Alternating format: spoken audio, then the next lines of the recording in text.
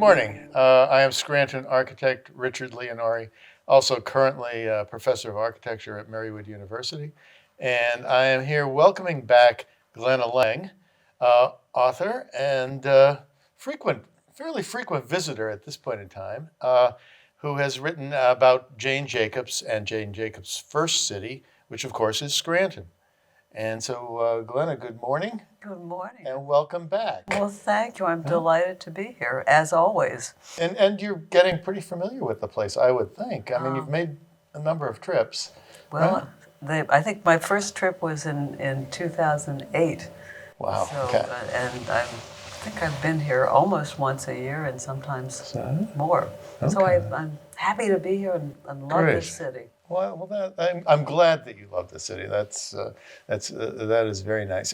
It kind of intrigues me, the Jane Jacobs, who was relatively obscure for a while. There seems to be a tremendous interest in her and her thinking about cities, and I'm just a little curious as to how you became intrigued and interested in Jane Jacobs and her thinking. Yeah, I think I was quite conscious of her because I grew up in New York, in Queens, in Jackson Heights, and my parents had her book.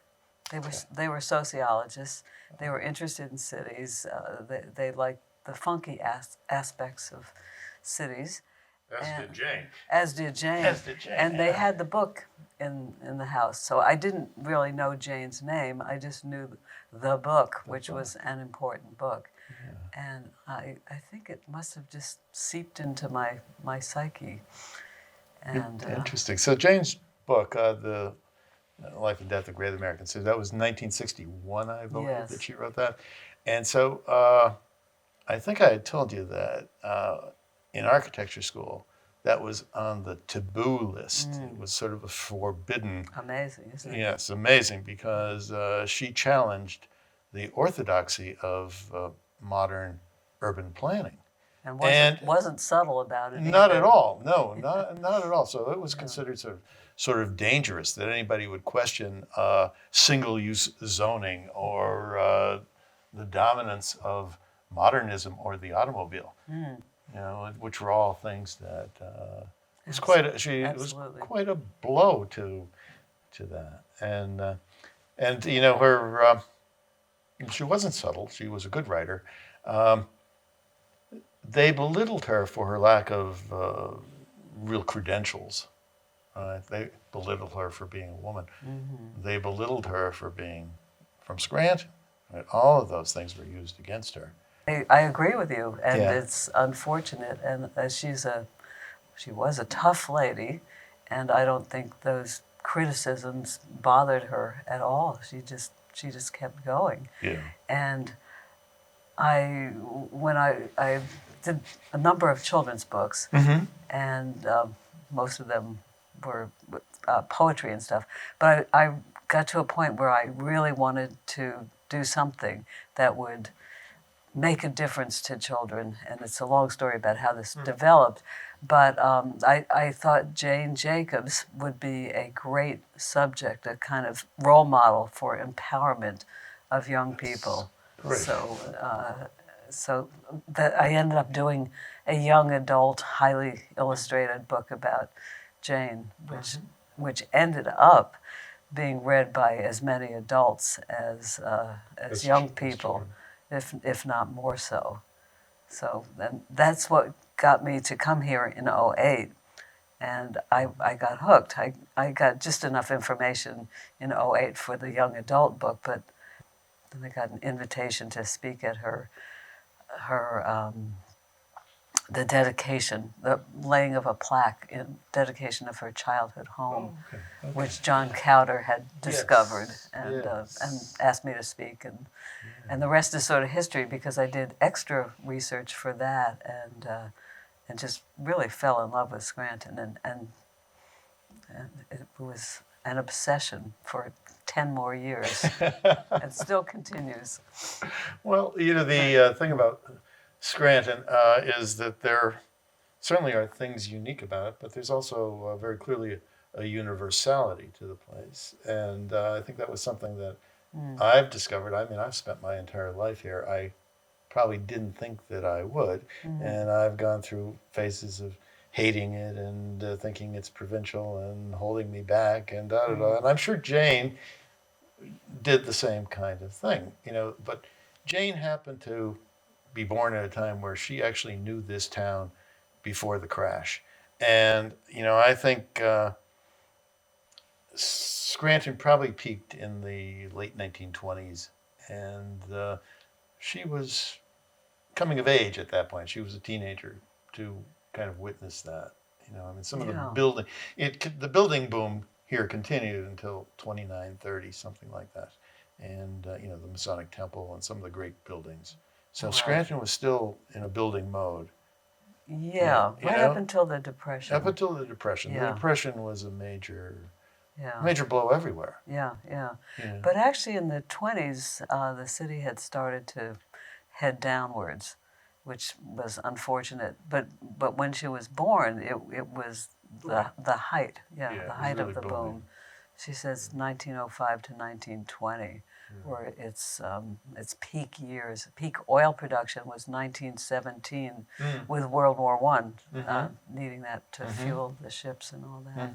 But so I think it was heartbreaking, but also edifying to watch the city go down in slow decline in the 20s, and then there was a terrible coal strike through the Yes. winter of 1925-26. Yes. And that was That was the real kind the of beginning of the start of the right. start of the long decline.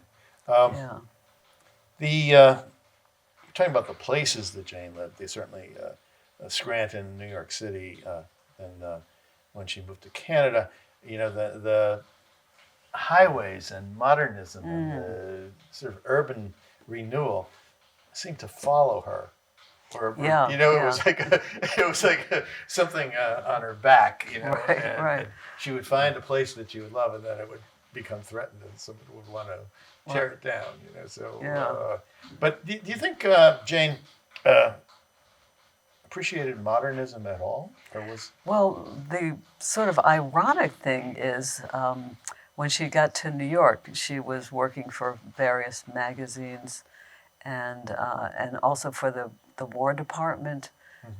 So I think 1943 to 50, if I remember correctly, she's working for the War Department, and she's working for the magazine that is meant for the Soviet Union, and she's writing about modernism as one of the topics, and she was kind of a proponent for all of that, and even once she got to Architectural Forum, she was not against urban renewal, but it was her studying of those things and digging deeper that changed her mind, and she was a strong person who didn't mind revising her opinions.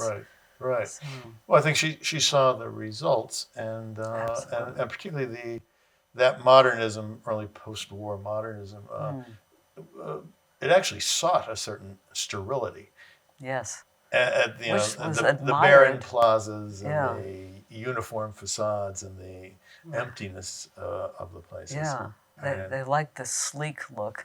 Absolutely. Yes, absolutely. It was something that was sought. And, the mixing of uses was this terrible thing. Well, Right. Jane loved the mixing of uses. She realized how buildings lived and worked and had different lifetimes, different uses over the day and over the night and all. And she enjoyed that. Yeah. Yeah. And I think that's kind of Scranton bubbling up in her consciousness in a lot of ways, because she had grown up with mixed uses Right. all around her. Right. That's one thing about Scranton I think you've discovered is that rich, poor, clean, dirty, everything kind of happens in the same place. Right? You're never very far Yeah.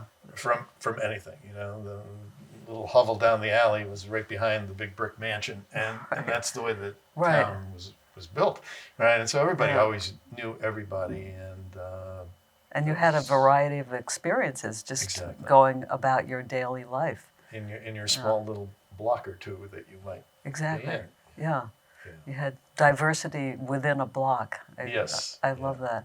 Yeah. And everybody living cheek by jowl Yes, and exactly. a familiarity. Yeah. And I think towards Yeah. the end of her life especially, she appreciated that. And the idea that is, I sort of posit towards the end of my book is that Jane was recognizing the advantages of a medium-sized, very diverse city like Scranton, and all its possibilities.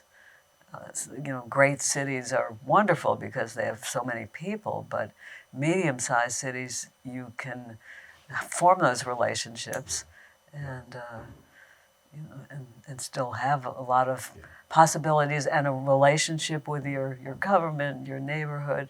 Well, I hope Jane did come to realize that. I think I think she did. Scranton never left her in some ways. I do know that. And, with the mall struggle and all, and how, as I said, I did get to meet the woman. She did come here. But I'm curious to hear your impression of Well, her.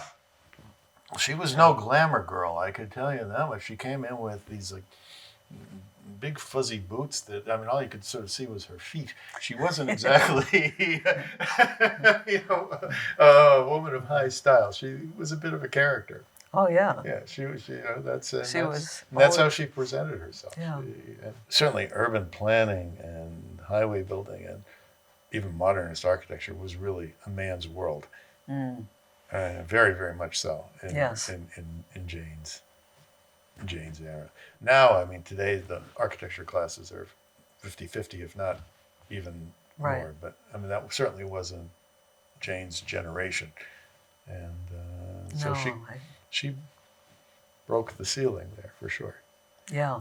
Right, Yeah. and certainly with Death and Life. I mean, that's a seminal book now of major importance. I mean, it really kind of turned everything around. All of that modernist planning, the highways simply to get people out of town, Yeah. the single-use buildings, the work here, sleep there, do this there, and constantly in the car. Yeah. No, it's kind of hard to believe. Yeah, really, right? When Yeah. when we both grew up, suburbs were not everybody's, but a lot of people's dream. Yes. We can move to the suburbs. Yes. And Get out. Get away from the dirt. Get away from other people. Yeah. Put yourself in this little metal bubble and Right. disconnect. And her book gave value to cities and helped people understand why they were important and what we should appreciate about them. And it wasn't that Jane's ideas were entirely new. There were other people who felt that way, but they certainly were not in the majority by any means, and certainly not among officials. Right. City planners, Right. architects, Right. engineers. Not them. But she gave credibility and voice to the people who were not into the suburban dream, and really helped to sway urban planners and. Well, she's huge in the preservation world for sure. The advent of modernism. I mean, the idea was everything old was to be ignored. I mean, to be thrown away. Yeah. So and particularly buildings from the 19th century were completely undervalued. Yeah. And so that was the second dangerous book was Complexity and Contradiction in Architecture, Robert Venturi. That was another no-no. And that kind of goes hand in hand with Jane's thinking, that buildings are more than a one-liner, that they can do more than one thing. That the building that is complex and maybe contradictory is a richer, more valuable building than one that is a single use and sleek and sterile. Yeah. So I do think that Jane in her later years really got rather pessimistic. Her last book is pretty dark, right? I mean, it's not a real hopeful vision. No, she's warning us Yes. to be careful. Yeah. But I have a wonderful quote from James Howard Kunstler, and he went to interview her in the early 2000s, and she died in '06, as I'm sure you remember. And he had all sorts of plans for things he wanted to ask her, and he complained and said, I went there to ask her all these questions about various topics, and all she wanted to do was talk about Scranton. So I'm sure that's hyperbole, but I do think that she really was thinking about Scranton, and was kind of going over the possibilities that smaller cities offered, that the big cities had gotten unwieldy and too large to meet everybody's needs at the same time, and that we should look to places like the Scranton of her childhood. And that's an important distinction. Yes. Because she wasn't Yes. thinking in the aughts about Yes. Scranton then. Yes. She was Yes. thinking of Scranton in the 1920s and Yes. 30s. Yeah. Even as it declined, it still had those characteristics of a really diverse population and all that sort of thing. Eccentric and interesting architecture. Yeah, Yeah. yeah. And it's been so sad to see all the holes in the urban fabric downtown. Yeah, And there's a lot of holes. A lot of I mean, we have lost a lot. the hemorrhaging seemed to stop somewhat. Is that I correct? think the attitudes have changed here. I think the historic buildings are certainly more valued. The That's- town is actually, the buildings that we have are in better shape and better kept than they were. Great. But there are a lot of holes, and there is a certain emptiness to the place. And there's some proposals for some new construction. We'll have to see how. I think post-COVID, we'll have to see how cities go, Yes. right, and how we It's- recover from this. And it's a big question mark. It's a big question mark. Yeah. I mean, I actually wouldn't want to be holding a lot of New York City real estate in my office buildings or such these days myself. And I hope those people don't come here to. I think we could. scoop I can't things tell you how up. many times, back I would be in Soho or someplace, and I'd look around and think, just a few thousand people here. They could lose a few thousand, and it would, completely reinvigorate Scranton. It wouldn't take. At a scale like that, it doesn't take that much. Each building means something. Each, 50 apartment unit building in the downtown makes a big difference. Yeah. Gives it life. Well, that raises an important point. Something else that Jane taught us or underlined for us is incremental change rather than drastic change. And I think that's so important. I love her concept of cataclysmic money. But that's how projects get funded. That the mall was it was cataclysmic money for Scranton. Yeah, and it's too much. It's like Too dropping much a at bomb on once. the place. Yeah, but that's what happened here with Steamtown and the mall, and it all came at the same time. It was cataclysmic money. Yeah, and I still think, I know some people are defensive about it, and I can understand their point of view about needing to do something about Lackawanna Avenue, but it just seems like as Jane warned specifically about the project, it seemed like a very bad idea and has had a continuing effect, really. And the building there, that structure is, it's ultimately it's diversifying, it's multi-use, Yes. multiple tenants, Right. So that's good. And so it's odd that it's getting recycled in that kind of way. Yeah. It's coming back as something that would have been more defensible, I guess, for Jane. Yeah. I wish there were a few more historic buildings that were kept. Yeah. There were a few larger scale buildings over there that, would break up that long stretch and that Been street. hard to mitigate the architecture of the mall. It's just so dissonant with the And the internalized. rest.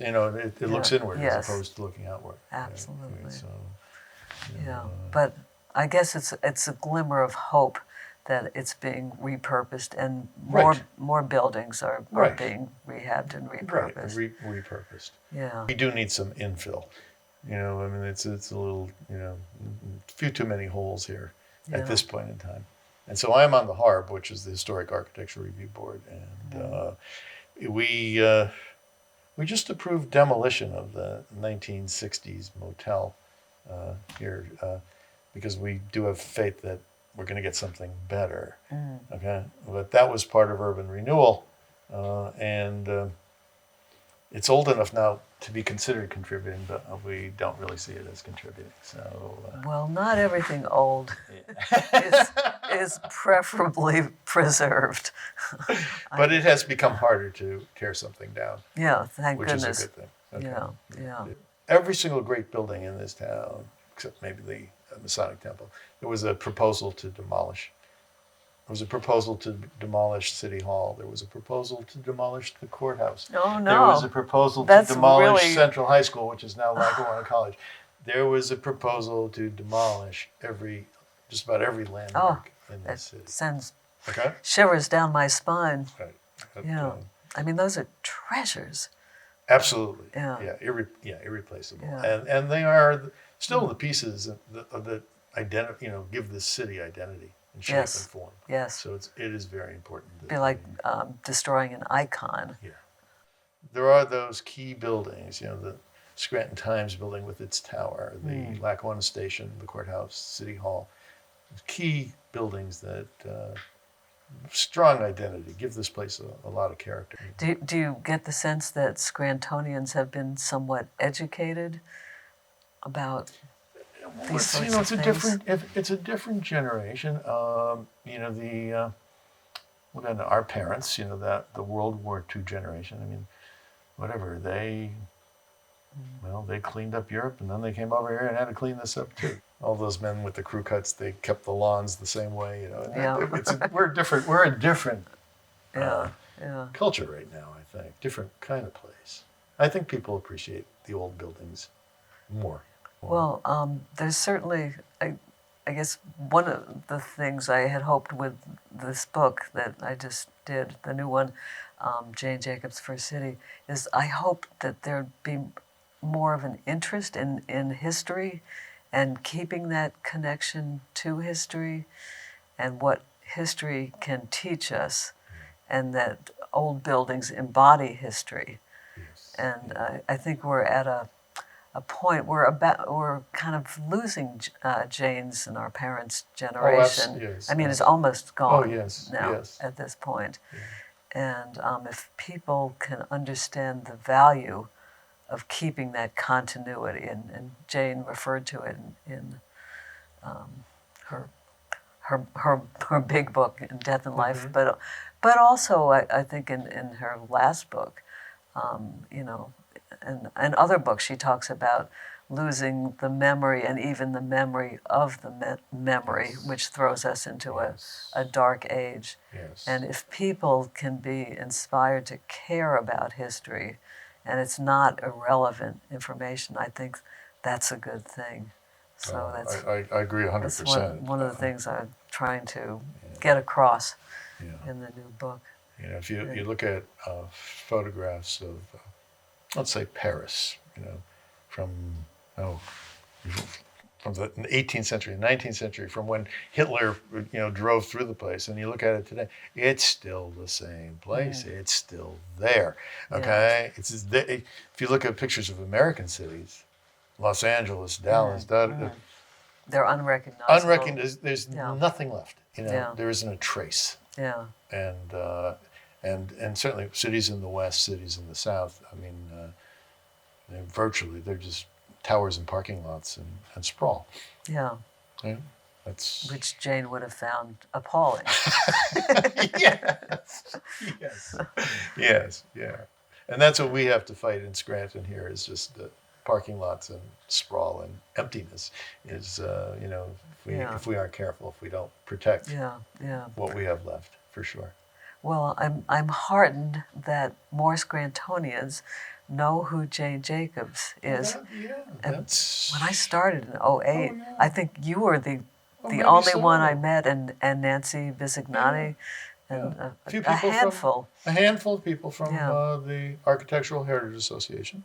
Right? And now Yeah. we have the Center for the Living City, and I know at Marywood School of Architecture, there's big picture of Jane on the wall, and everybody, the kids read her books and know her and talk about urbanism, and it's a different world. Oh, that's Yeah. great to hear. Yeah. Well, and you just received an honor from the American Institute of Architects here, right? Last night. By coming Right. to speak with us, wonderful. And I'm so impressed with the architects and also the number of them in the area. It seems like a high proportion. Okay. For the small town, relatively Well, small in city that Scranton we are. and Wilkes-Barre Yeah, yeah, together, yeah. and or at least it seemed that way to me. Well, that's a 500,000 people, I guess, between the two. But it's a group of architects who are interested. There was a question from a young person about what can we do to preserve and carry on Jane's ideas. So, Glenna, one of the things you mentioned, and I don't think we have to mention names, but you met one of the lawyers who helped get them all built. It was the who opposed the preservation of the block. How did you feel about that encounter, and what was his position today?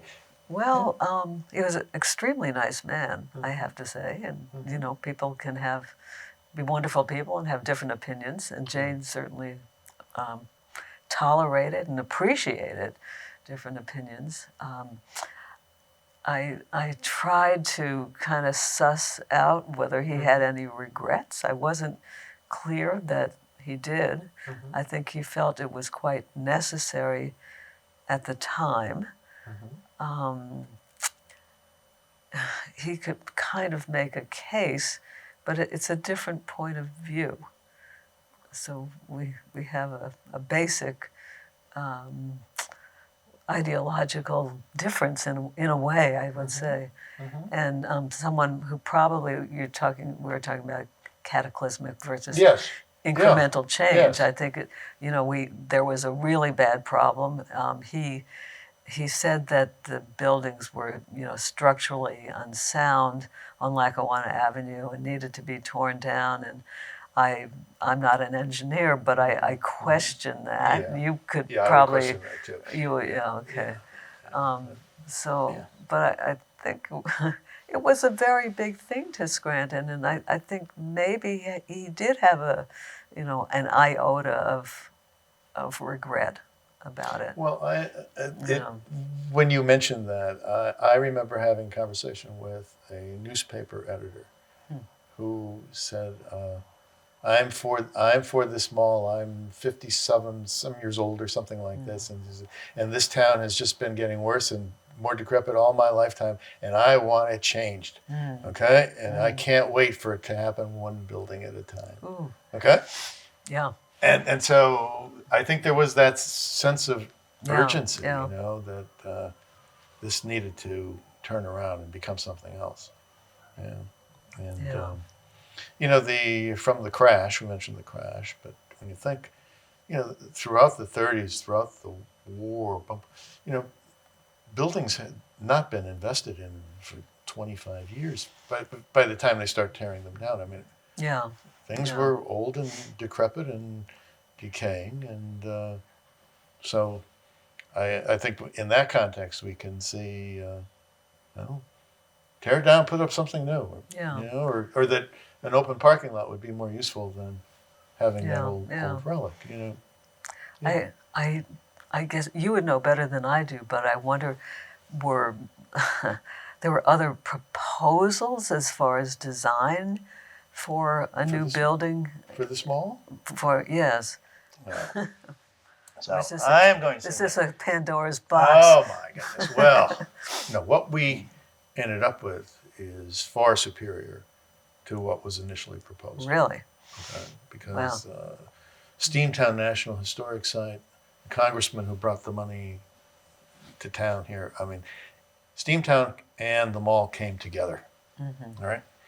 But the first proposal for the mall put an enormous open air surface parking lot on Lackawanna Avenue.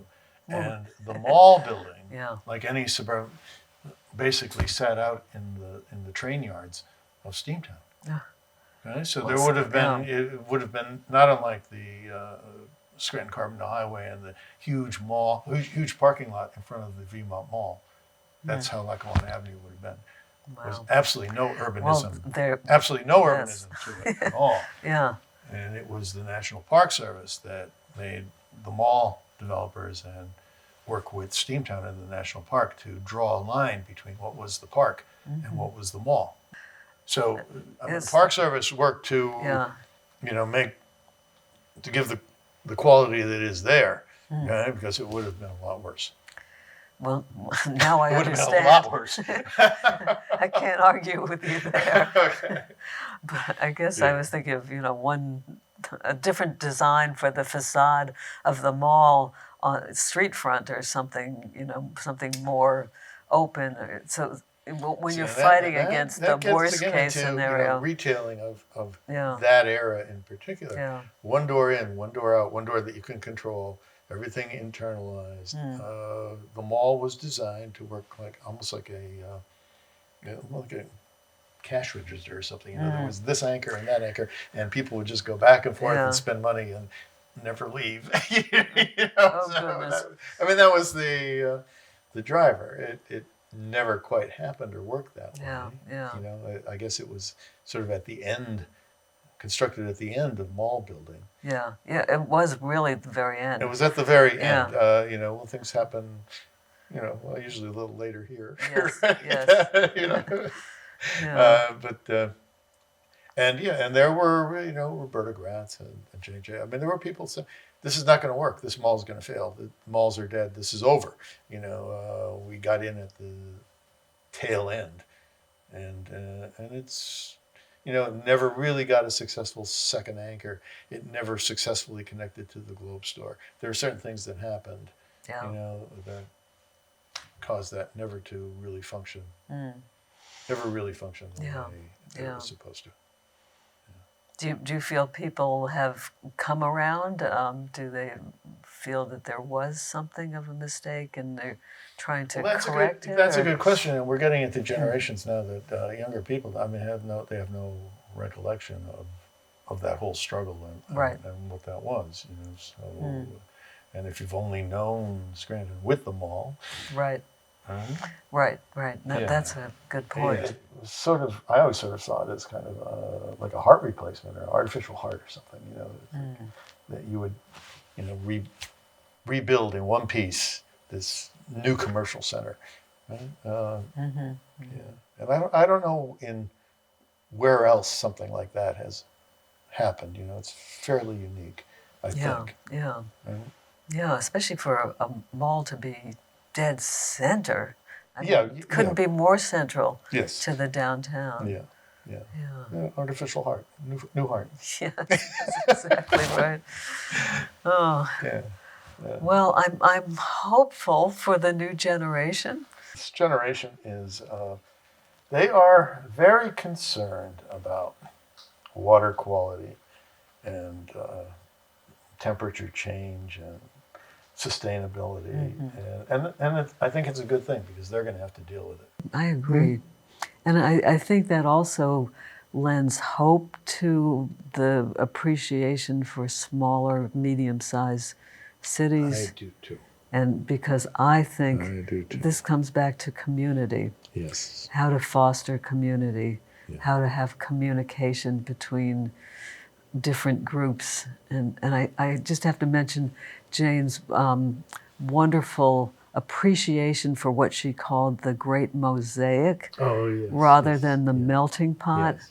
And I love that. Yeah. That we can retain where we came from or who we are in some sort of, I don't know, overgeneralized sense, and still come together as a group that works towards common goals. And I think she loved that about her Scranton in the Yes. 20s Yes. and 30s, Yes. the annual campaign for the community chest and cleanup week. So many examples. There was a polio epidemic in 1917, and the newspaper was the communication tool that allowed the mayor and his cabinet to reach out to all the doctors in the city and get their input on what to do about that. And there we have, community coming together, not just from the top down, to try to solve a health issue. And they ultimately did. So many lessons to be taken. And I hope that, I do think that Scranton still has a lot of that, retains a lot of that. Oh, good. I think it does. I think it does too. I mean, I'm sure it was a much more vibrant place, in those days. But I think we maintain a lot of that. Yeah, and I do think looking at what's going on in the bigger cities, looking at what's going on in climate, I think we will have a future. There will be it'll be desirable to live here. Yeah. Well, I think it already is. I mean, I think that the future has begun. I hope that's true. I hope that's true, Glenna. We've talked for quite a while. Anything? And it's a any nice last note. thoughts? Nice note to end on. That is a nice note to end on, is it not? Yes, I think the sense of community in Scranton and fostering that sense and how that can help in so many ways and how continue. And Jane appreciated that. Absolutely. And I think community is the underlying essence of her ideas, her message. Ideas. And one other part, which is that you don't necessarily need experts, that you can be an expert by observing and thinking for yourself. Yes. And she was non-ideological, free thinker. Yes, she was, absolutely. So all those things can help. It's kind of hard to contribute. place. Well, she had been called a communist and whatever, but was she really right or was she really left? In terms of some of each. Some of each, right? It was very balanced, and in some ways she held by tradition, and in other ways she broke with it. And, it's kind of hard to place her. Yeah, which is on great. That spectrum, which is but terrific. She was always ready to talk with anybody, Yes. and to listen and to compromise or change her mind. So wonderful attributes. Yeah. Yes, absolutely. Well, thank you very much for listening to our conversation here today. I'd like to thank Glenna Lang for coming back to Scranton, and her book, Jane Jacobs' First City, Learning from Scranton, Pennsylvania, should be a book of great interest to all people in northeastern Pennsylvania, for sure. And Jane was a remarkable woman. Scranton is a remarkable place, and so I thank you for joining us today. Thank you, Rich.